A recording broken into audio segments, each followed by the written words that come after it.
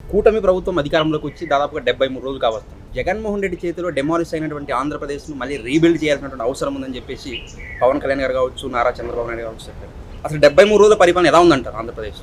మీరు 73 రోజుల పరిపాలన అంటున్నారు. ఈ 73 రోజుల పరిపాలనలో మీరన్నట్టు ఒక రీబిల్డ్ దిశగా ఆంధ్రప్రదేశ్ అనేది వెళ్తూ ఉంది. ఏ విధంగా అంటే మనం చూస్తే ఒకప్పుడు విధ్వంసమే 5 ఏళ్ళు. ఎక్కడ చూసినా అది గ్రామ స్థాయి నుంచి రాష్ట్ర సచివాలయం వరకు ప్రతి ఒక్క దగ్గర ఒక విధ్వంసం చేశాడు జగన్మోహన్ రెడ్డి. ఏ విధంగా విధ్వంసం చేశాడంటే ప్రజలు ఇచ్చిన తీర్పు దానికి సమాధానం చెప్తుంది. ఎందుకంటే ప్రజలు ఒక అరాచక విధ్వంసాలను తట్టుకోలేక జగన్మోహన్ రెడ్డి అనే వ్యక్తికి మనం ప్రతిపక్షం కూడా ఇవ్వకూడదు అని చెప్పి ప్రజలు ఏం చేశారు, తనకు ప్రతిపక్ష హోదా కూడా ఇవ్వకుండా ప్రజలు కూర్చోబెట్టారు జగన్మోహన్ రెడ్డిని. ఎందుకంటే ఆ విధంగా విధ్వంసం చేశాడు కాబట్టి.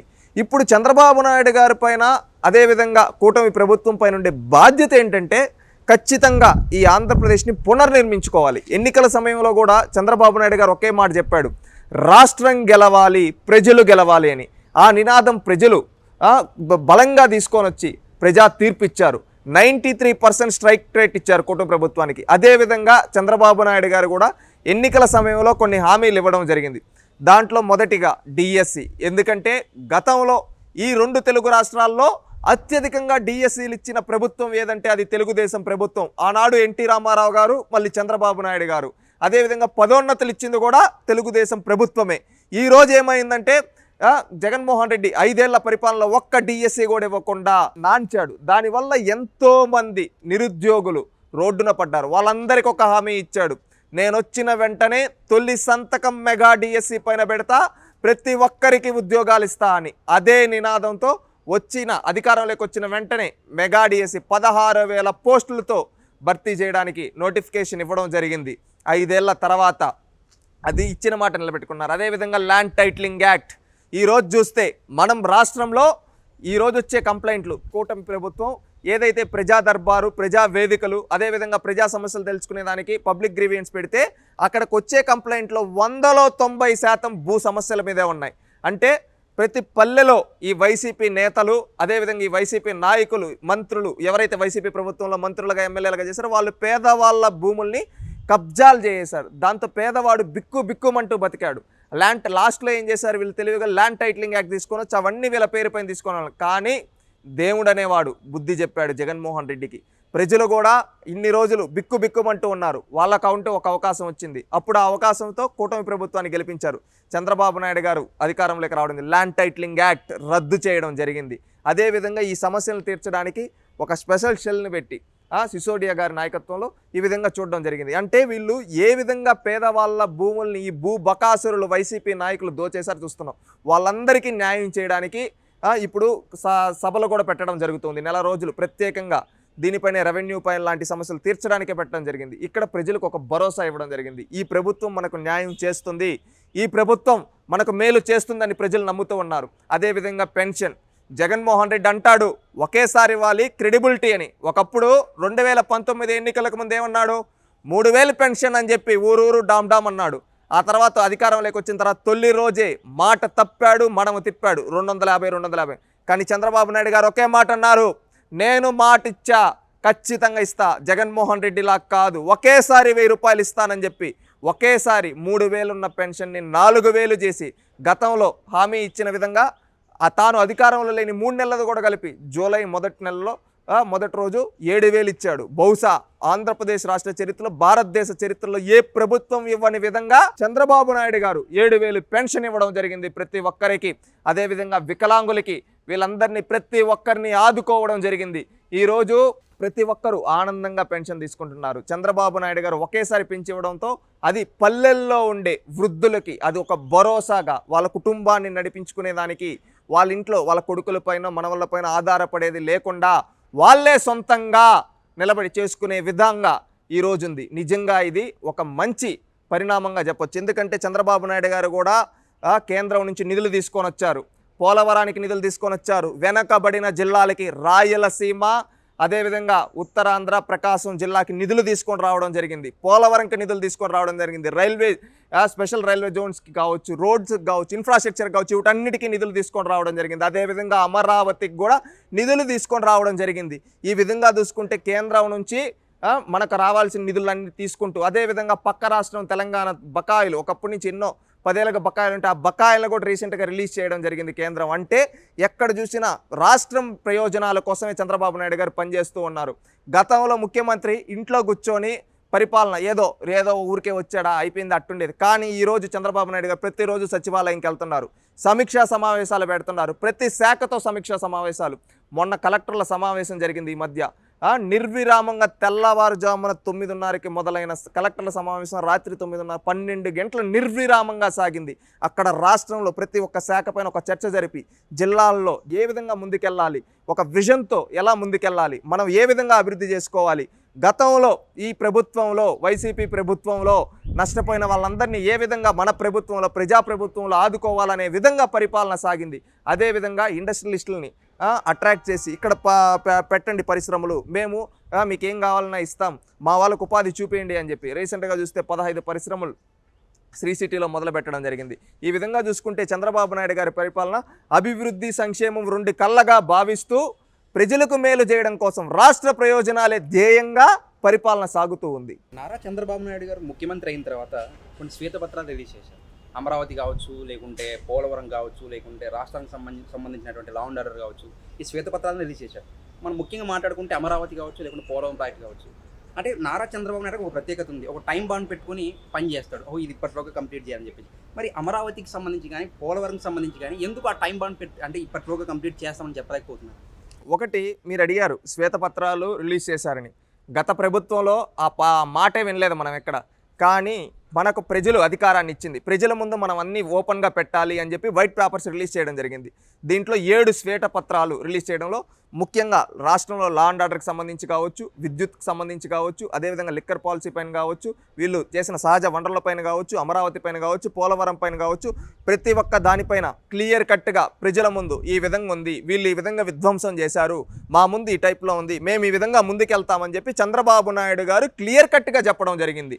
అంటే ఒక రాజకీయ నాయకుడు అనే వ్యక్తి ప్రజలకు జవాబుదారీతనంగా ఉండాలి, వాళ్ళు ఇచ్చిన అధికారం అని చెప్పి ఆయన వైట్ పేపర్ రిలీజ్ చేయడం జరిగింది. దీంట్లో మీరు అడుగుతూ ఉన్నారు పోలవరం గురించి కావచ్చు, అదేవిధంగా అమరావతి గురించి కావచ్చు. అమరావతి రాష్ట్ర రాజధాని ఒకప్పుడు 33,000 ఎకరాలు 5 కోట్ల ఆంధ్రుల కోసం ఆ ప్రజలు మనకు రాష్ట్ర ప్రభుత్వానికి ఇవ్వడం జరిగింది. ఆ రోజు ఇస్తే ఆ రోజు ఒక మాస్టర్ ప్లాన్ అనేది మనం ఏర్పాటు చేసుకోవడం జరిగింది. దానికి తగ్గట్టుగానే హైకోర్టు కావచ్చు, సచివాలయం కావచ్చు, కొన్ని రోడ్లు కావచ్చు, కొన్ని భవనాలు కావచ్చు, ఇవన్నీ నిర్మిస్తూ ఆ రోజు తెలుగుదేశం కూటమి ప్రభుత్వం ముందుకెళ్తూ ఉన్నింది. ఆ రోజు టక్కని జగన్మోహన్ రెడ్డి ఏమని మాటలు చెప్పాడు, నేను వస్తాను అమరావతిని ఇంకా మంచిగా కడతానని చెప్పి ఆ రోజు జగన్మోహన్ రెడ్డి సాక్షాత్ చెప్పాడు, తన నోటితోనే చెప్పాడు రాజధాని ఇక్కడే ఉంటుందని. నమ్మిచ్చి నమ్మబలికి ఆ రోజు అధికారం లేకొచ్చిన జగన్మోహన్ రెడ్డి రాష్ట్ర రాజధాని అమరావతిని ఏం చేశాడు, నాశనం చేశాడు. అన్నీ ఎక్కడికక్కడ పాడు చేసి అక్కడ రోడ్లు వేసి ఉంటే దాంట్ లోపల కంకరై ఉంటాయి ఇక్కడ అవుట్ని ఎత్తుకొని వెళ్ళిపోవడం, పైపులను ఎత్తుకొని వెళ్ళిపోవడం, ఈ విధంగా వైసీపీ దొంగలు అమరావతి మొత్తాన్ని లూటీ చేశారు. ఈ విధంగా రాష్ట్రం దాంట్లో ఒక్క అడుగు కూడా ముందుకేయకుండా మొత్తం 5 ఏళ్ళు పండబెట్టేశాడు రాజధానిని. 3 ముక్కలాటాడి రాష్ట్రాన్ని 3 ముక్కలు చేయాలనుకున్నాడు. ఎవరు? ఈ కబ్జాకోరు జగన్మోహన్ రెడ్డి. ఎందుకంటే పాలేర్ల దగ్గర పనిచేసే బ్రిటిష్ వాళ్ళ దగ్గర ఒకప్పుడు డివైడ్ రూల్ పాలసీ చేసేవాళ్ళు. ఆ కుటుంబం బ్రిటిష్ వాళ్ళ దగ్గర పాలెగాళ్ళగా పనిచేసిన కుటుంబం జగన్మోహన్ రెడ్డి. రాజారెడ్డి పంది మాంసం సప్లై చేశాడు. ఆయన మనవడికి అలాంటి ఆలోచనలే కదా ఉంటాయి. అలాంటి వ్యక్తి జగన్మోహన్ రెడ్డి రాష్ట్రాన్ని 3 ముక్కలు చేయాలనుకున్నాడు. కానీ ప్రజలందరూ నిలబడ్డారు, ఓర్చుకున్నారు. టక్కని వాళ్ళకు అవకాశం వచ్చింది, 2 చెంపలు వాయించి పెట్టారు. నేను పులి అని చెప్పే జగన్మోహన్ రెడ్డికి ఉత్తరాంధ్ర ప్రజలు ఎలా చెంపకొట్టారంటే గుండు 0 ఇచ్చారు. నువ్వు వద్దు, నీ ప్రభుత్వం వద్దు, నువ్వు వాడే 3 ముక్కలాటొద్దని. అదే కోస్తాంధ్ర ఉభయ గోదావరి జిల్లాలు గుండు 0 పెట్టాయి జగన్మోహన్ రెడ్డికి. నేను పులిని, రాయలసీమలో సింహాన్ని అని చెప్పే జగన్మోహన్ రెడ్డిని రాయలసీమలో తన సొంత జిల్లాలో 2004 నుంచి ఈ రోజుటి వరకు తన కుటుంబం ఆధిపత్యంలో ఉండే కడప జిల్లాలో కేవలం 3 స్థానాలు ఇచ్చారు. అంటే ప్రజలు జగన్మోహన్ రెడ్డి పరిపాలనతో జగన్మోహన్ రెడ్డి మాటలు అని చెప్పి ఈ విధంగా రాష్ట్రాన్ని విధ్వంసం చేసినందుకు జగన్మోహన్ రెడ్డిని ఓడించారు. ఇక్కడ ఇప్పుడున్న లక్ష్యం ఏంటంటే 5 ఏళ్ళు మొత్తం ఆపేశాడు. ఇప్పుడు మళ్ళీ రీబిల్డ్ చేయాలి. మీరు అన్నట్టు రీబిల్డ్ చేయాలంటే ఖచ్చితంగా సమయం పడుతుంది. దానికి ఇప్పుడు ఎంత నాశనం చేశాడో మనం ఒకసారి కొలమానం తీసుకోవాలి. ఎందుకంటే 5 ఏళ్ళు ఒక్క పని కూడా చేయకపోతే మొత్తం నిర్లక్ష్యం వల్ల ఆగిపోవడం జరిగింది. అవన్నీ మనం ఇప్పుడు దానికి కూడా పోలవరంకి, అమరావతికి అంతర్జాతీయ నిపుణులతో పిలిపించి వాళ్ళని ఇక్కడ దానిపైన మొత్తం రీసెర్చ్ చేసి ఏంటి ఒక రిపోర్ట్ ఇవ్వండి, మేము ముందుకు వెళ్తామంటున్నారు. అంటే ఇక్కడ చంద్రబాబు నాయుడు గారి కమిట్మెంట్ ఉంది, ఆయన చేస్తూ ఉన్నాడు. ఆయన చేసే పని ఏంటంటే చేసి పండ్లు వచ్చిన తర్వాత అందరికీ తెలుస్తుంది. చేసేటప్పుడు ఏంటంటే ఆయన చెప్పుకోడు. చంద్రబాబు నాయుడు గారిలో ఉండే ఒక మైనస్ ఏంటంటే ఆయన ఏదన్నా చేసేటప్పుడు చెప్పడు, చేసి అవి అద్భుతాలు సృష్టించినప్పుడు అప్పుడు చెప్తాడు. మనం గతంలో హైదరాబాద్ విషయంలో కూడా చూసాం, ఇప్పుడు కూడా సేమ్ అదే విధంగా జరుగుతూ ఉంది. ఖచ్చితంగా రానున్న రోజుల్లో అమరావతి, పోలవరం పరుగులు పెడతాయి. జగన్మోహన్ రెడ్డి పరిపాలనలో ఆర్థిక వ్యవస్థ చిన్నాభిన్నం అయిపోయింది, లెక్కలేనని అప్పులు చేశారని చెప్పేసి నారా చంద్రబాబు నాయుడు గారు చెప్పారు. మరి ఈ నేపథ్యంలో సూపర్ 6 పథకాలు సాధ్యమేనంటారా? ఒకటి, జగన్మోహన్ రెడ్డి ఆర్థిక విధ్వంసం చేసింది వాస్తవం. ఈరోజు మీరు సూపర్ 6 పాసిబిలిటీ ఉంటుందా అని అడుగుతూ ఉన్నారు. మీరు ఒకసారి గుర్తు తెచ్చుకోండి, ఈరోజు 100 అన్నా క్యాంటీన్లు రాష్ట్రంలో ఒకేసారి పెట్టారు. ఒకప్పుడు జగన్మోహన్ రెడ్డి అన్నా క్యాంటీన్ పెట్టాడా? మీరే చెప్పండి. ఒకప్పుడు పేదోడికి అన్నం పెట్టే అన్నా క్యాంటీన్ని మూసేశాడు ఎవరు? పెత్తందారుడు జగన్మోహన్ రెడ్డి. పేదోడు భోజనం తినేసి వాడు ఆనందంగా ఉంటే నా కోట్లేరనే ఉద్దేశంతో జగన్మోహన్ రెడ్డి ఆ రోజు అన్నా క్యాంటీన్లు ఆపేశాడు. కానీ చంద్రబాబు నాయుడు గారు వచ్చిన వెంటనే 60 రోజుల్లోనే ఏం చేశాడు? ఒక కొత్తగా ప్రజలందరి కోసం అన్నా క్యాంటీన్లు 100 నియోజకవర్గం 100 చోట్ల స్టార్ట్ చేయడం జరిగింది. ఇంకా ఒక 100 చోట్ల కూడా స్టార్ట్ చేస్తాం ఇంకొక నెలలో అని చెప్పడం జరిగింది. అంటే చూడండి, ఈరోజు అన్నా క్యాంటీన్లు మొదలు పెట్టడం జరిగింది. నిన్న కూడా పంచాయతీ సమావేశ గ్రామ సభ జరిగేటప్పుడు చెప్పాడు, మన దగ్గర ఆదాయం లేకపోతే కానీ మన అన్నా క్యాంటీన్లు మొదలు పెట్టాం. అదేవిధంగా ప్రతి ఒక్క కార్యక్రమం, పెన్షన్లు జగన్మోహన్ రెడ్డి గారి హయాంలో ఎక్కడన్నా జీతాలు 1వ తారీఖు ఇచ్చేవాళ్ళ, కానీ తెలుగుదేశం ప్రభుత్వంలో 1వ తారీఖే జీతాలు ఇస్తూ ఉన్నారు. పెన్షన్ పెంచి మరీ ఇస్తూ ఉన్నాడు. ఇంకా అన్ని పథకాలు కూడా ఇస్తారు. ఒక టైం బాండ్లో ఇవ్వడం జరుగుతుంది. సూపర్ 6 ఖచ్చితంగా ఇవ్వడం జరుగుతుంది. ఖచ్చితంగా ఇస్తారు, నేను చెప్తున్నాను, ఖచ్చితంగా ఇస్తారు. ఇవ్వడానికి ఏంటంటే ఇప్పుడు అన్నీ ఒకే రోజు ఒకే సమయంలో అన్నీ ఇచ్చేస్తామా? జగన్మోహన్ రెడ్డి పెన్షన్ 1000 రూపాయలు పెంచడానికి 5 ఏళ్ళు తీసుకున్నాడు. కానీ చంద్రబాబు నాయుడు గారు ఒక నెలలోనే అధికారంలోకి వచ్చిన 1 నెలలోనే 1000 రూపాయలు ఒకేసారి పెంచాడు. ఇక్కడ చూడండి, చంద్రబాబు నాయుడు గారు సంపద సృష్టిస్తారు. ఖచ్చితంగా ఏ విధంగా ఒక ఫినాన్షియల్ డిసిప్లైన్ అనేది చంద్రబాబు నాయుడు గారికి ఉంది. ఆర్థిక వ్యవస్థని ఎలా పటిష్టం చేసి పథకాలన్నీ ప్రజలకు ఇవ్వాలో ఆయన చూసుకుంటాడు. ఖచ్చితంగా ఆ విధంగా చేయగలుగుతాడు. ఈరోజు వైఎస్ఆర్సీపీ వాళ్ళకి ఏంటంటే కడుపు మంట. ఎందుకు కడుపు మంటో చెప్పమంటారా? ఈరోజు పేదోడికి చంద్రబాబు నాయుడు అన్నం పెడతా ఉన్నాడు, జగన్మోహన్ రెడ్డి ఆపేశాడు.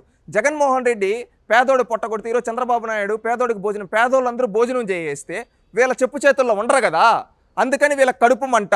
ఎందుకంటే జగన్మోహన్ రెడ్డి పెన్షన్ 1000 రూపాయలు పెంచడానికి 5 ఏళ్ళు తీసుకున్నాడు, కానీ చంద్రబాబు నాయుడు ఒక్క రోజులో పెంచేశాడు. వీళ్ళకి కడుపు మంట. అదేవిధంగా ఇంకొకటి, మెగా డిఎస్సి జగన్మోహన్ రెడ్డి చేతులు తిప్పాడు 2019 ఎన్నికలకు ముందు, రాగాలు తీశాడు. కానీ ఒక్కటి డిఎస్సి నోటిఫికేషన్ ఒక్క పోస్ట్ ఇవ్వలేకపోయాడు. కానీ చంద్రబాబు నాయుడు గారు వచ్చిన వెంటనే 16,000 పోస్టులు మెగా డిఎస్సి ఇచ్చేశాడు. అది చూసి కడుపు మంట వీళ్ళకి. వీళ్ళు పేదోళ్ళ భూముల్ని కబ్జా చేయాలనుకున్నారు ల్యాండ్ టైటిలింగ్ యాక్ట్ ద్వారా, ఆ యాక్ట్ రద్దు చేసేశాడు. దానివల్ల వీళ్ళ చేతుల్లో నుంచి వీళ్ళ పేదవాళ్ళ భూములు వీళ్ళు కబ్జా చేసినటువంటి మళ్ళీ పేదోళ్ళకి వెళ్ళిపోతున్నాయి. అందుకని కడుపు మంట. అందుకని జగన్మోహన్ రెడ్డి కుటుంబం నుంచి, జగన్మోహన్ రెడ్డి చుట్టూ ఉండే కొంతమంది పెత్తందారులు, ఎవరైతే చెవిరెడ్డి భాస్కర్ రెడ్డి, ఎవరైతే సజ్జల రామకృష్ణారెడ్డి, ఎవరైతే పెదిరెడ్డి రామచంద్రారెడ్డి, ఎవరైతే ద్వారకానాథ్ రెడ్డి, ఎవరైతే ద్వారంపూడి చంద్రశేఖర్ రెడ్డి, ఇలాంటి వాళ్ళు ఒకప్పుడు ల్యాండ్ కబ్జాలు ఇవన్నీ చేశారు. ఈరోజు అవన్నీ వాళ్ళ చేతుల్లో నుంచి పేదవాళ్ళకి వెళ్ళిపోతూ ఉంటే కడుపు మండదా వీళ్ళకి? అందుకని కడుపు మండి వీళ్ళ ఏం బలం? అంగబలం, అర్ధబలం. ఈ డబ్బుతో ఈరోజు మళ్ళీ విషయం జిమ్మిస్తూ ఉన్నారు. ఈరోజు రాష్ట్రంలో లా అండ్ ఆర్డర్ లేదంటారు. ఈరోజు ఇంకొకటి, మీరు ఈరోజు అడిగారు కాబట్టి చెప్తూ ఉన్నా, ఈ వైసీపీ నాయకులు కడుపుమంటే ఎందుకంటే పరిశ్రమలు వచ్చేసి ప్రతి ఒక్కరు ఉద్యోగం చేస్తే వీళ్ళ చేతుల్లో ఉండలేరు, వీళ్ళ చేతుల్లో నుంచి గ్రామాలు చేయి దాటిపోతాయనే భయంతో ఈ పెత్తందారులు, జగన్మోహన్ రెడ్డి సొంత చుట్టూ ఉండే కోటరీ వర్గం ఈరోజు ఈ విధంగా విషం జిమ్మిస్తున్నారు కూటమి ప్రభుత్వం పైన. చంద్రబాబు నాయుడు గారు ఒకటే ఆలోచిస్తారు, నేను శాశ్వతం కాదు, ప్రజలు శాశ్వతం, మనం చేసిన మంచి శాశ్వతం. ఈరోజు మనం కులం చూడకూడదు, మతం చూడకూడదు, ప్రాంతం చూడకూడదు, రాష్ట్రం చూడాలి, రాష్ట్రం గెలవాలి. ఆ నినాదంతో చంద్రబాబు నాయుడు గారు పని చేస్తూ ఉన్నారు, పని చేస్తారు కూడా. జగన్మోహన్ రెడ్డికి ఏంటంటే తన సొంత వర్గం, తన సొంత చుట్టూ ఉండే కోటరే మాత్రమే బాగుపడాలి, మిగతా వాళ్ళంతా వీళ్ళ చెప్పు చేతుల్లో ఉండాలనుకుంటాడు. అందువల్ల ఏంటంటే ఈరోజు చంద్రబాబు నాయుడు ప్రజా పరిపాలన అందిస్తూ ఉంటే చూసి ఓరవలేక వీళ్ళు ఈ విధంగా చేస్తూ ఉన్నారు. అది మనం పట్టించుకోవాల్సిన అవసరం లేదు. ఎందుకంటే ఈ విషయంలో నేను ఒక్కటి మాత్రం చెప్తూ ఉన్నాను, ఒక యువతగా ఒక కడుపు మండుతూ ఉంది ఈ జగన్మోహన్ రెడ్డి చేసే కొన్ని పనులు. ఈరోజు పరిశ్రమలు వస్తాయని చెప్పి లోకేష్ గారు, చంద్రబాబు నాయుడు గారు రాత్రనక పగలనక పరిశ్రమలు ఇండస్ట్రియలిస్టులని రిక్వెస్ట్ చేసి ఈ విధంగా మా దగ్గర ఇక్కడ ఇన్వెస్ట్ చేయండి, మా దగ్గర ఇక్కడ కంపెనీలు పెట్టండి, మా యువతకు ఉపాధి ఉద్యోగ అవకాశాలు ఇవ్వండి అని చెప్పి వాళ్ళు ట్రై చేస్తూ ఉంటే ఈ వైసీపీ నేతలు జగన్మోహన్ రెడ్డి కోటరీ ఏమని చెప్తున్నారు తెలుసా? ఆంధ్రప్రదేశ్లో కంపెనీలు పెట్టద్దు అంటున్నారు. వీళ్ళు కొట్టే పొట్టెవరిదో తెలుసా? పేదోడి పొట్ట కొడుతున్నారు. ఇలాంటి వాళ్ళని రాజకీయ సమాధి చేస్తేనే రాష్ట్రం గెలుస్తుంది. ప్రజలు ప్రజా తీర్పు ఇచ్చారు, మంచిగా ఇచ్చారు. 93% స్ట్రైక్ రేట్తో 164 స్థానాలు ఇచ్చారు. వీళ్ళకి బుద్ధి చెప్పారు, ప్రతిపక్ష హోదా కూడా లేకుండా బుద్ధి చెప్పారు. కానీ వీళ్ళు ఏంటంటే ఇంకా విషయం చిమ్ముతున్నారంటే ఇలాంటి వాళ్ళు రాజకీయ పార్టీగా ఉండడానికి కూడా అనర్వులు. ఎందుకంటే ఇలాంటి వాళ్ళు ఈరోజు పరిశ్రమలు వస్తే ఇంకొక 10 ఏళ్ళు తర్వాత ఏ పార్టీ ఉంటుందో తెలియదు రాష్ట్రంలో. కానీ పరిశ్రమలు వస్తే దానివల్ల ఎవరు బాగుపడతారు? రేపటి తరాలు బాగుపడతాయి. కానీ అవుట్ని ఆపేదానికి ట్రై చేస్తున్నారంటే వీళ్ళు నిజంగా అన్నమే తింటున్నారా కడుపుకి? సూటిగా అడుగుతున్నాను జగన్మోహన్ రెడ్డిని. భారతీయ సిమెంట్ మాత్రం పెంచుకోవచ్చు, సాక్షి పేపర్ ఏమో పెంచుకోవచ్చు, వీళ్ళ జోబీలేకేమో కోట్లు, వీళ్ళ సొంత సామాజిక వర్గం, వీళ్ళ సొంత చుట్టూ ఉండే కోటరీకేమో కంపెనీలు కావాలి. ఎక్కడి నుంచో కంపెనీలు తెచ్చి ఇక్కడ మన పిల్లలకు ఉద్యోగాలు ఇస్తా అంటే మాత్రం అడ్డుకుంటున్నాడు ఈ జగన్మోహన్ రెడ్డి. ఎందుకు అడ్డుకుంటున్నావయ్యా? సూటిగా అడుగుతూ ఉన్నాం. నీకు నిజంగా ప్రజలపైన అభిమానం ఉంటే ఎందుకు అడ్డుకుంటావు? ఈరోజు ఎక్కడ చంద్రబాబు నాయుడు గారికి పేరు వచ్చేస్తుందో, చంద్రబాబు నాయుడు గారికి పేరు వచ్చేస్తుంది, చంద్రబాబు నాయుడు గారి పేరు చరిత్రలో నిలిచిపోతుంది, భయపడి ఈరోజు రాష్ట్రం బాగుపడుతూ ఉంటే అడ్డుకుంటూ ఉన్నావు. ఒకప్పుడు నీ తండ్రి కూడా ఇదే విధంగా చేశాడు. ఒకప్పుడు అండి 1999లో రాజశేఖర రెడ్డి ప్రతిపక్ష నేతగా ఉండేప్పుడు హైదరాబాద్లో రోడ్లు వెడల్పంటే కాంగ్రెస్ పార్టీ నాయకులతో కొంతమంది నాయకులతో కలుసుకొని మేము ఇచ్చేయలేము అజ్జేయలేము అని చెప్పి మాటలు పలికాడు ఎవరో? రాజశేఖర్ రెడ్డి. ఈరోజు రాజశేఖర్ రెడ్డి స్థానం ఏంటి?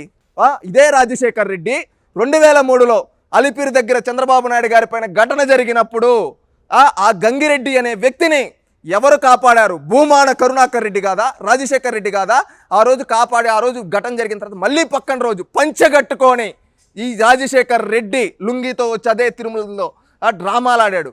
ఆ తర్వాత 5 ఏళ్ల తర్వాత ఏమయ్యాడో చూసాం. ఆ దేవుడు ఏం చేశాడో చూసాం. మనం మాట్లాడకూడదు వాటి గురించి. ఈరోజు జగన్మోహన్ రెడ్డి కూడా ఒకటి నేర్చుకోవాలి, ఇలాంటివన్నీ మానుకో. ఎందుకంటే రాష్ట్రం శాశ్వతం. నువ్వో నేనో చంద్రబాబు నాయుడు గారు, లోకేష్ గారు, పవన్ కళ్యాణ్ గారు కాదు. రాష్ట్రం శాశ్వతం గుర్తుపెట్టుకోవాలి. వీళ్ళు రాష్ట్రం కోసం పనిచేయాలి. ఈరోజు నువ్వు ఒక ఎమ్మెల్యేగా ఒక బాధ్యత గల ఎమ్మెల్యేగా ప్రభుత్వానికి చెప్పు, సలహాలు ఇవ్వు. ఈ విధంగా చేద్దాం, మీరు రాజధాని అంటున్నారు, ఈరోజు వెనకబడిన జిల్లాలకు ఫండ్స్ వస్తూ ఉన్నాయి. ఈ విధంగా రాయలసీమలో ఒకప్పుడు మీరు కియా తెచ్చారు, అదేవిధంగా ఇప్పుడు స్పోర్ట్స్ యూనివర్సిటీ అని మీ హామీ ఇచ్చారు. ఇప్పుడు ఎక్కడ పెడదాం స్పోర్ట్స్ యూనివర్సిటీ? కన్నులు నువ్వు రా చర్చకి, ఖచ్చితంగా కూర్చో, చంద్రబాబు నాయుడు గారితో చర్చించు. నీకు ఏమైనా ఐడియాస్ ఉంటే చెప్పు, ఇంప్లిమెంట్ చేస్తాం. అంతేగాని అవేవి కాకుండా అడ్డుకట్టేయాలి, ఏదో రాష్ట్రంలో నేనేదో చూపించాలి అని చెప్పి నువ్వు చేస్తే మాత్రం చరిత్రహీనుడిగా మిగిలిపోతావు. ప్రజలు అన్నీ గ్రహిస్తూ ఉన్నారు. ఇప్పుడు ప్రతిపక్ష హోదా కూడా ఇవ్వలేదు.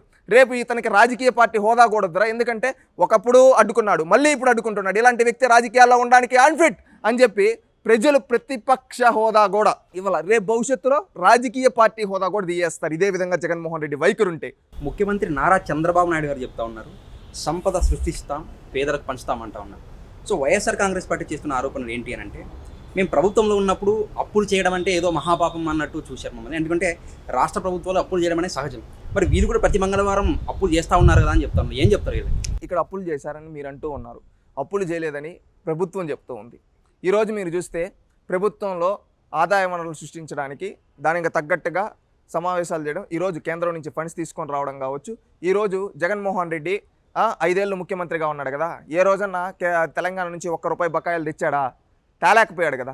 ఆ రోజు తెలంగాణ ఎన్నికలు జరిగితే మాత్రం ఆ రోజు ఏదో డ్రామాలు ఆడాడు, డ్రామారెడ్డి ఈ జగన్మోహన్ రెడ్డి. ఈరోజు 2000 కోట్ల పైన రాష్ట్రానికి రావడం జరిగింది. అదేవిధంగా కేంద్రం నుంచి వెనకబడిన జిల్లాలకు ఫండ్స్ తీసుకొని రావడం జరిగింది. ఈ విధంగా మనకు రావాల్సినవి సంపాదించుకుంటున్నాం. అదేవిధంగా ఇక్కడ కూడా మీరు చూస్తే పరిశ్రమలను ఇన్వైట్ చేస్తూ ఉన్నాం. అదేవిధంగా ఇసుకొని ఒక కరెక్ట్ పాలసీ పెట్టారు, అవునా కాదా? లిక్కర్ పాలసీ చేంజ్ చేస్తూ ఉన్నారు. అదేవిధంగా రాష్ట్రానికి ఎక్కడెక్కడి నుంచి ఆదాయం వస్తూ ఉందో ఆ ఆదాయాన్ని వృధా కాకుండా పర్ఫెక్ట్ వేలో చేస్తూ ఉన్నారు, సిస్టమేటిక్గా చేస్తూ ఉన్నారు. ప్రతి ఒక్కటి ఒక సిస్టమేటిక్గా మనకి ఎంత వస్తూ ఉంది, మనకి ఎంత ఏ పరిశ్రమల నుంచి ఎంత మనం ఇంకా పెట్టాలి, ఇంకా ఏ విధంగా తీసుకొని రావాలి, ఆదాయ వనరులు ఎలా సృష్టించాలి అనే ఉద్దేశంతో చంద్రబాబు నాయుడు గారు ప్లానింగ్ చేసి దానికి తగ్గట్టుగా ఆయన పరిపాలన అనేది జరుగుతూ ఉంది. ఈరోజు సంపద సృష్టి అంటే ఒకరోజు రాత్రికి రాత్రి సంపద సృష్టించలేం కదా. ఈరోజు వైసీపీ నాయకులు అంటా ఉన్నారే, ఏది పడితే అది మాట్లాడుతున్నారే. మీ నాయకుడు 5 ఏళ్లలో చేయలేదయ్యా, మీ నాయకుడు 5 ఏళ్లలో చేయలా. చంద్రబాబు నాయుడు గారు ఈరోజు చేస్తూ ఉన్నారు సంపద సృష్టి. వీళ్ళకేంటంటే వైసీపీ నాయకు ఓపెన్గా మాట్లాడుకున్నామండి, వీళ్ళకి కులపిచ్చుంది. కులపిచ్చి. ఇంకొకటి ఏంటంటే జగన్మోహన్ రెడ్డి పిచ్చిగా కళ్ళకు గంతలు కట్టుకొని అభిమానిస్తారు వీళ్ళు ఏంటంటే మంచి జరుగుతూ ఉన్నా కానీ విషం చిమ్మడమే వీళ్ళకి అలవాటు. వీళ్ళ బ్రతుకంతా అంతే. ఇప్పుడు ఇంకొకటి అంటారు ఈవీఎం మిషన్లని, ఏది పడితే అది మాట్లాడతారు. వీళ్ళకి సబ్జెక్ట్ లేదు వీళ్ళకి సబ్జెక్ట్ లేదు. వీళ్ళు ఏంటంటే ఏది వస్తే అది మాట్లాడాలి, గుడ్డిగా ఏంటంటే అదే తీసుకొని వెళ్ళాలనే ఉద్దేశంతో వెళ్తా ఉన్నారు. నిజంగా జగన్మోహన్ రెడ్డి గురించి మీరు అన్ని చెప్తారు కదా, జగన్మోహన్ రెడ్డి ఒకప్పుడు ఏమన్నాడబ్బా, అన్నా క్యాంటీన్లు ఆపన్ను అన్నాడు, ఆపాడు కదా, మాట తప్పాడు మడం తిప్పాడు కదా, సిపిఎస్ రద్దన్నాడు, చేయలేదు కదా. అందుకే ప్రజలు మిమ్మల్ని ప్రతిపక్ష హోదా కూడా లేకుండా కూర్చోబెట్టారు. ఇక కూడా మీరు మారకుండా అదే దూరంలో రాష్ట్రంలో ఏదో జరిగిపోతుందని మీ పార్టీ కార్యకర్తలు ఇద్దరు కొట్టుకొని చచ్చిపోతారు వైసీపీ వాళ్ళు. కానీ ఆ తెలుగుదేశం ప్రభుత్వం పైన తొయ్యాలనుకుంటాడు ఈ జగన్మోహన్ రెడ్డి. ఎందుకంటే అతనికి శవరాజకీయం తప్ప ఇంకొకటి తెలియదు. నువ్వు సబ్జెక్టు మాట్లాడయ్యా, 7 శ్వేతపత్రాలు వదిలారు కదా, ఒక్క శ్వేతపత్రం గురించైనా ఎవరన్నా వైసీపీ నాయకులు మాట్లాడారా? ఓపెన్గా చెప్దాం, మాట్లాడారా? ఇంకొకటి, రాష్ట్రంలో పరిశ్రమలు వస్తున్నాయి, ఎందుకు అడ్డుకుంటున్నారు వీళ్ళు? దానికి సమాధానం చెప్పమనండి. ఈరోజు ఆఖరికి పేదవాడికి భోజనం పెట్టే అన్నా క్యాంటీన్ పైన కూడా విషయం జిమ్ముతూ ఉన్నారు. ఎందుకు జిమ్ముతూ ఉన్నారు? సూటిగా అడుగుతూ ఉన్నాం. వీళ్ళదేంటంటే ప్రజలకు మంచి జరిగితే చూస్తూ వరవలేరు. అందుకని ఏంటంటే వీళ్ళు విషం జిమ్ముతూ ఉన్నారు. ఎప్పుడో విషం జిమ్మడే, వీళ్ళ బ్రతుకంతా విషం జిమ్మడమే. అదొకటి గుర్తుపెట్టుకోవాలి మనం. ఏంటంటే వీళ్ళు ప్రజలకు మంచి చేయాలని లేదు, వైసీపీ నాయకులకి ప్రజలకు మంచి జరుగుతుంటే చూసి వరలేరు. అందుకని ఈరోజు విషం జిమ్ముతూ ఉన్నారు. రేపు ప్రజలు వీళ్ళ స్థానం ఏంటో కూడా రేపు రానున్న రోజుల్లో చూపిస్తారు. ఏంటంటే చంద్రబాబు నాయుడు గారు రాష్ట్రం కోసం పనిచేసే వ్యక్తి. ఆయన ఏంటంటే నాకు పేరు రాకపోయినా పర్లేదు, రాష్ట్రం అభివృద్ధి చెందితే చాలు అనుకునే రకం. ఆయన ఆ ఉద్దేశంతో ప్రజల కోసం పనిచేస్తూ ఉన్నాడు. లోకేష్ గారు కూడా ఆయన వారసుడిగా అదేవిధంగా పనిచేస్తూ ఉన్నారు. ఈరోజు మీరు మాట్లాడతారు, జగన్మోహన్ రెడ్డి ముఖ్యమంత్రిగా ఉన్నాడు కదా, ఎన్ని రోజులు పబ్లిక్ గ్రీవియన్స్ పెట్టాడు, ఎన్ని రోజులు వెళ్ళి ప్రజలను కలిశాడు. కానీ చంద్రబాబు నాయుడు గారు చూస్తే ప్రతి నెల 1వ తేదీ పేదల ఇంటికి వెళ్తూ ఉన్నాడు, పేదల దగ్గరికి వెళ్తున్నాడు ఈ పేదల ముఖ్యమంత్రి. అదేవిధంగా ప్రతి శనివారం పార్టీ ఆఫీసులో పబ్లిక్ గ్రీవియన్స్ పెడుతున్నాడు. కొన్ని వేల మంది వచ్చి కలుస్తూ ఉన్నారు. అవునా కదా? ఇంతే జగన్మోహన్ రెడ్డి 5 ఏళ్ళగా ఒక్కరిని కూడా కలవలేదు కదయ్యా. ఈరోజు చంద్రబాబు నాయుడు గారు స్వయంగా కలిసి ఎవరైతే పేద ప్రజలు ఉన్నారో వాళ్ళ సమస్యలు తీరుస్తూ ఉన్నాడు. ఈయన కదా ప్రజల ముఖ్యమంత్రి, అతను ప్యాలెస్ ముఖ్యమంత్రి జగన్మోహన్ రెడ్డి. చంద్రబాబు నాయుడు గారు ప్రజల ముఖ్యమంత్రి. అదేవిధంగా లోకేష్ గారు మనం యువగలం పాదయాత్ర ప్రజలతో తిరిగాడు. ఈరోజు అధికారం వచ్చింది, మంత్రి అయ్యాడు. కానీ మళ్ళీ ప్రజలతో మీరు చూస్తే ఇప్పుడు 60 రోజులు 70 రోజులు అయితే ప్రభుత్వం వచ్చి ఖచ్చితంగా రోజు ఎవరితో తిరుగుతూ ఉన్నాడు? పేద ప్రజల కోసం ప్రజా దర్బారు పెట్టాడు. ప్రజా దర్బారు పెట్టి ప్రజలతో మమేకమవుతూ ఉన్నాడు. అలాంటి నాయకుడు జగన్మోహన్ రెడ్డి కానీ ఏ రోజైనా ప్రజా దర్బారు పెట్టి, ఇప్పుడు ఏదో కాపీ కొట్టడానికి ఒక 2 రోజులు పెట్టాడు. ఆ తర్వాత ఏంటంటే బెంగళూరు ప్యాలెస్కి వెళ్ళి బెంగళూరు ప్యాలెస్లో బుణుకుంటా ఉన్నాడు. ఈ రాష్ట్రంలో కూడా ఉండటం లేదు, ఎప్పుడో 2-3 రోజులకు వస్తాడు. ఇలాంటి వ్యక్తులు ఈరోజు మాట్లాడేది కూటమి ప్రభుత్వం గురించి వీళ్ళకి మాట్లాడే అర్హత కూడా లేదు. ఈరోజు తెలుగుదేశం ప్రభుత్వం, కూటమి ప్రభుత్వం, ప్రజా ప్రభుత్వం ప్రజల కోసమే పనిచేస్తుంది. తెలుగుదేశం పార్టీ ఎప్పటికీ కక్ష సాధింపు చేయదు. గుర్తుపెట్టుకోండి, తెలుగుదేశం పార్టీ లక్ష్యం అభివృద్ధి, సంక్షేమం 2 కళ్ళగా భావించి రాష్ట్రాన్ని అభివృద్ధి బాటలో పయనింపజేయాలి. ఆ అభివృద్ధి ద్వారా వచ్చిన ఆదాయాన్ని సంక్షేమం ద్వారా పేదవాళ్ళకి పంచాలి. ఆ లక్ష్యంతోనే కూటమి ప్రభుత్వం పనిచేస్తూ ఉంది. ఈ 70 రోజులు అదేవిధంగా పనిచేసింది. రానున్న 4 సంవత్సరాలు 5 సంవత్సరాలు కూడా అదేవిధంగా పనిచేస్తుంది. పేద ప్రజల కోసం మాత్రమే పనిచేస్తాం. లక్ష్యం ఏంటంటే రాష్ట్రంలో ఉండే ప్రతి ఒక్క యువతకి ఉపాధి, ఉద్యోగ అవకాశాలు కల్పించాలి. వాళ్ళ కాళ్ళపైన వాళ్ళు నిలబడుకోవాలి. వాళ్ళు చుట్టుపక్కల ప్రాంతాలను అభివృద్ధి చేసుకోగలగాలి. ఖచ్చితంగా రాష్ట్రాన్ని ముందుకు తీసుకెళ్ళాలి. ఇది మాత్రమే లక్ష్యం. ఒకటి గుర్తుపెట్టుకోండి, క్లియర్ కట్గా చెప్తున్నాం, ఇదే మా లక్ష్యం. తెలుగుదేశం పార్టీ గ్రామ సభలు పెట్టింది. జగన్మోహన్ రెడ్డి 5 ఏళ్లలో ఏ రోజన్నా ఒక్క గ్రామంలో ఒక గ్రామ సభ పెట్టాడా? కానీ 13,000 పంచాయతీల్లో ఒకేసారి గ్రామ సభలు పెట్టి ఆ గ్రామ సభల్లో ఆ గ్రామానికి ఏం కావాలో, ఏ పనులు చేస్తే ఆ గ్రామం ముందుకెళ్తుందో అని చెప్పి కార్యక్రమాలు వాళ్ళకు వాళ్ళే సృష్టించుకొని ఒక ప్రజా పరిపాలన మొదలుపెట్టాడు చంద్రబాబు నాయుడు గారు. తన మార్క్ పరిపాలన మళ్ళీ జన్మభూమి మొదలవుతూ ఉంది. ఈ విధంగా ఏంటంటే రాష్ట్రాన్ని ముందుకు తీసుకెళ్ళాలి.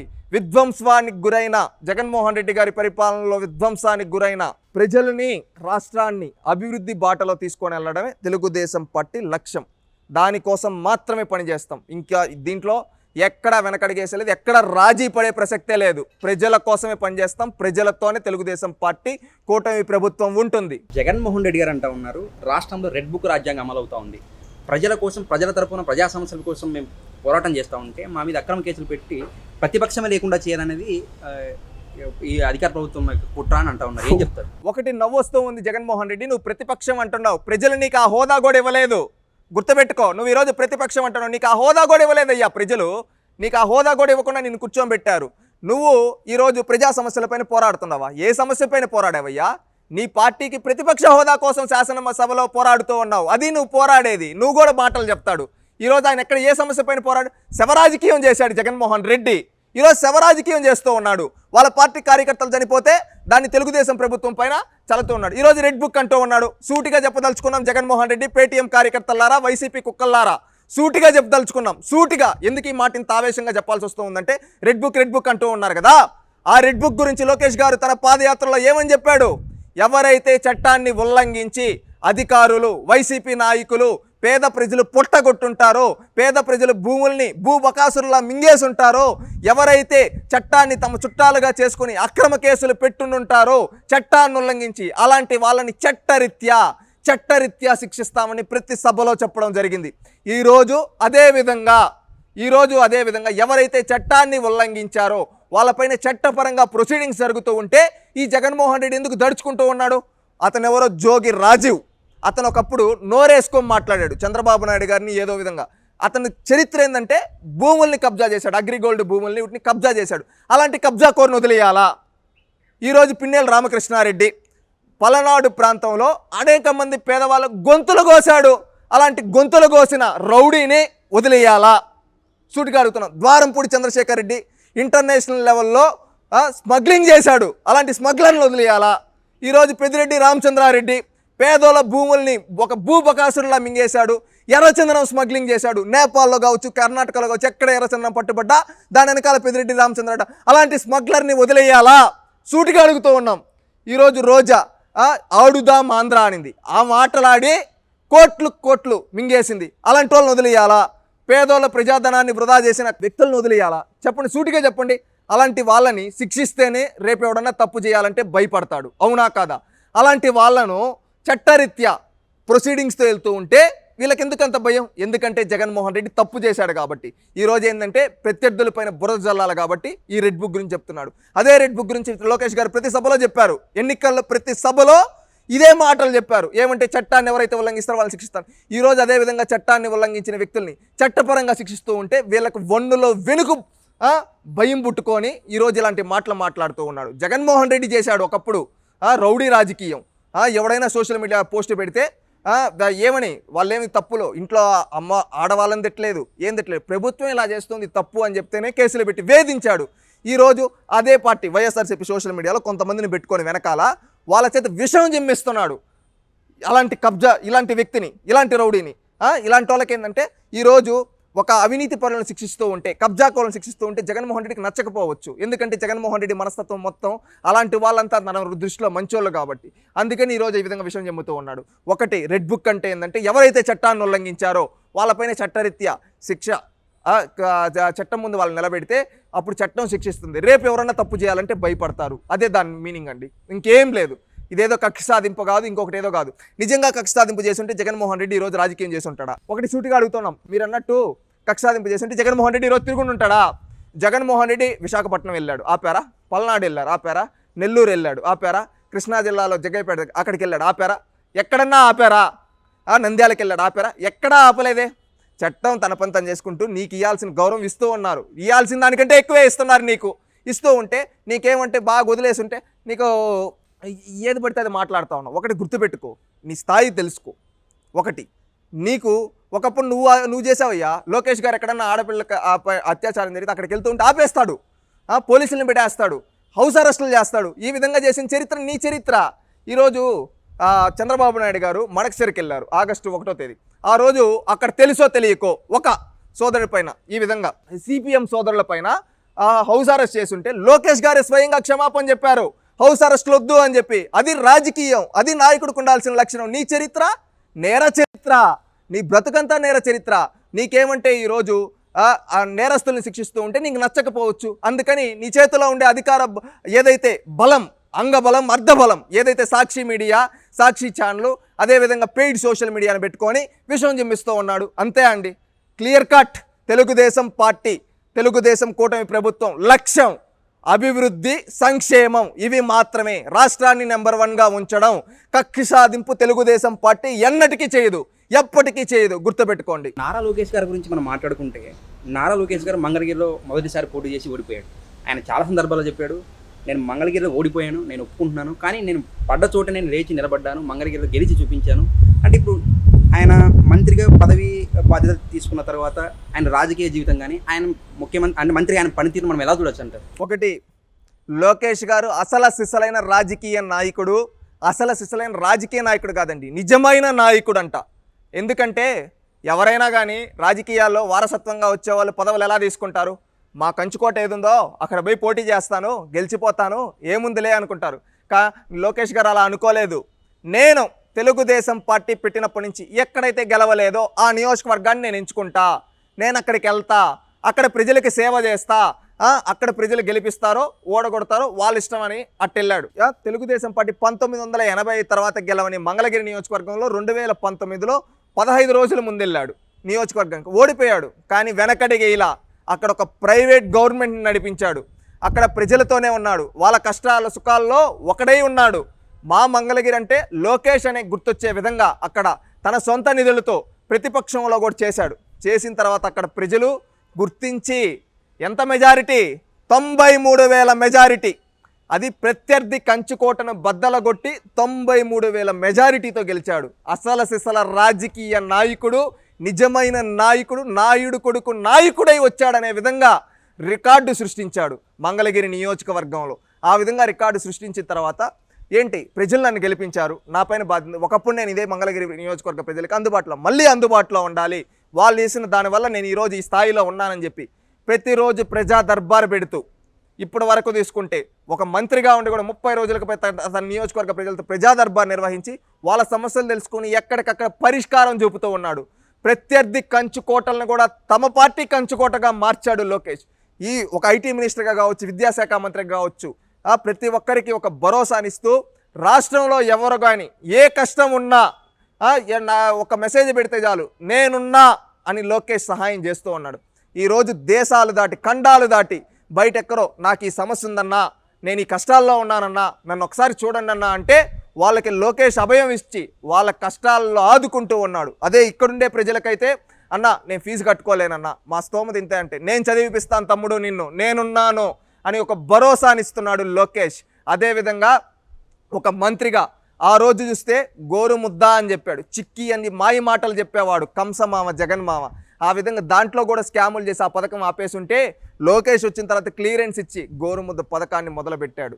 అదేవిధంగా ఫీజు రియంబర్స్మెంట్ రాక ఎంతోమంది విద్యార్థులు ఆ రోజు తమ చదువులు ఆపేసి అదేవిధంగా సర్టిఫికేట్లకు ఉద్యోగాలకు పోకపోయింటే ఈరోజు వాళ్ళందరివి క్లియర్ చేసి సర్టిఫికేట్లు వచ్చే విధంగా చేశాడు.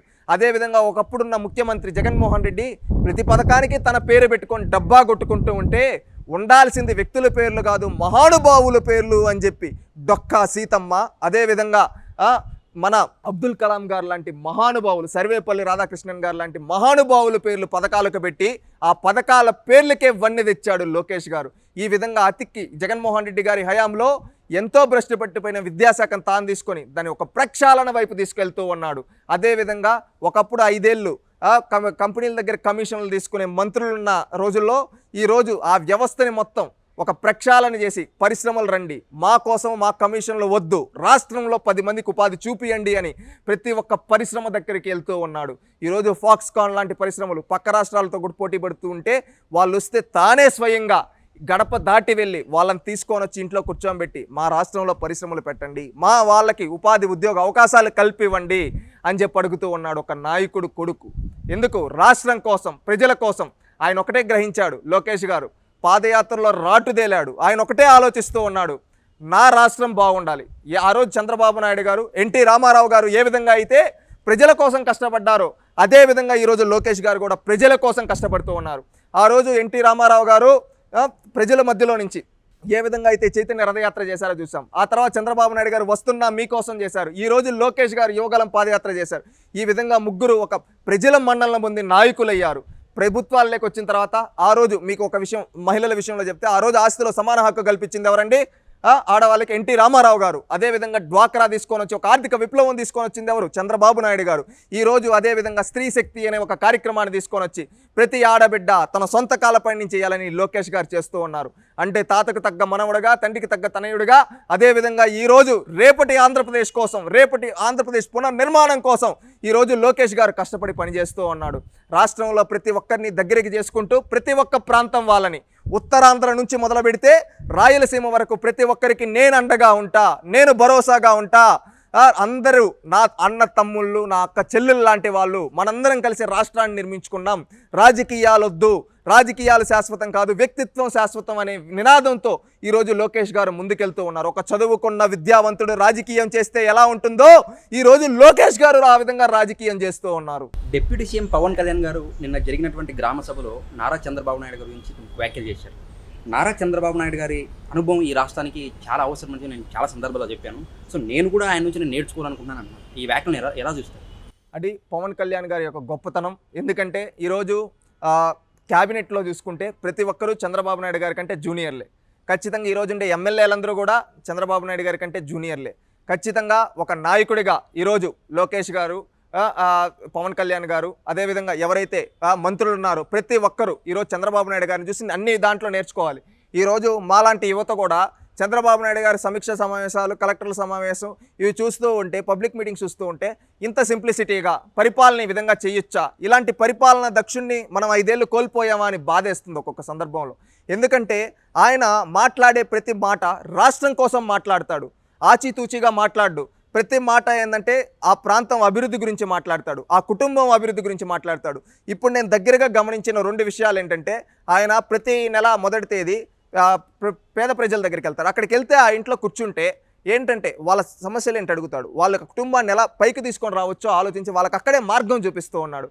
ఎక్కడైనా పబ్లిక్ మీటింగ్లో మాట్లాడితే, పబ్లిక్ మీటింగ్ అంటే ఇదేదో పెద్ద హంగు ఆర్బాలు ఉండవు, ఒక సాధారణ ఒక చెట్టు కింద ఒక చిన్న శామి అనేసి అక్కడ కూర్చుంటున్నారు. అక్కడ కూర్చున్నప్పుడు వాళ్ళు వచ్చి అడిగినప్పుడు వాళ్ళకి ఒక భరోసా, ఎవరైనా వస్తే ఈ విధంగా చేసుకోవచ్చు కదా, ఈ విధంగా అంటే ఒక చేయూతని ఇస్తూ ఉన్నాడు. అంటే ఇది ఒక గొప్ప నాయకుడికి ఉండే లక్షణం. అలాంటి నాయకుడి దగ్గర పనిచేస్తే ఖచ్చితంగా మనం కూడా భవిష్యత్తులో ఒక గొప్ప నాయకులుగా తయారవుతాం. అది ఖచ్చితంగా చంద్రబాబు నాయుడు గారి నుంచి నేర్చుకోవాల్సిన విషయం ఏంటంటే, ఆయన ఒక నిత్య విద్యార్థి. ఆయన దగ్గర ఉండే ప్రతి ఒక్కరూ అదేవిధంగా నిత్య విద్యార్థిలాగుంటే ఖచ్చితంగా అందరం రాష్ట్రం ప్రయోజనాలే ముఖ్యంగా భావించి పనిచేస్తే ఖచ్చితంగా రాష్ట్రం అభివృద్ధి చెందుతుందని మేము భావిస్తూ ఉన్నాం.